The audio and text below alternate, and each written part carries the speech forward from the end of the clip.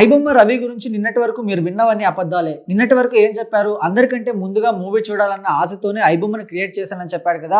కానీ పోలీసులకు చెప్పిన అసలు నిజం ఏంటంటే ఐబొమ్మ రవి 2016లో వాళ్ళ వైఫ్ ని లవ్ మ్యారేజ్ చేసుకున్నాడు. అది కూడా inter caste marriage. IBomma Ravi వాళ్ళ వైఫ్ చాలా రిచ్. అయితే iBomma Ravi below middle class. అయితే మనోడికి తక్కువ శాలరీ అండ్ తక్కువ చదువు ఉండేది. సో దీనివల్ల వాళ్ళ వైఫ్ తనని మెంటల్ టార్చర్ చేసేది. నీకంటే ఎక్కువ డబ్బులు నేనే సంపాదిస్తున్నాను, నువ్వేం చేయట్లేదు, డబ్బులు సంపాదించట్లేదని. రవి వాళ్ళ వైఫే కాదు, వాళ్ళ అత్త కూడా రవిని మెంటల్ టార్చర్ చేసేది. నీకంటే మా కూతురు ఎక్కువ సంపాదిస్తుంది, నువ్వు దేనికి పనికిరావు, డబ్బులు సంపాదించట్లేదని మెంటల్ టార్చర్ చేసేది.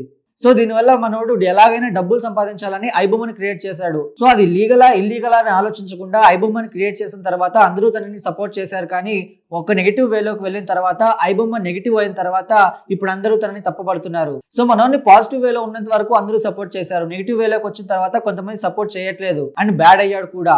ఎవరైనా మానసిక ఒత్తిడిలో ఉన్నప్పుడు మంచా చెడా అని ఆలోచించకుండా ఒక డెసిషన్ తీసుకుంటూ ఉంటారు. అదే ఈ రోజు ఐబొమ్మ రవి విషయంలో కూడా జరిగింది.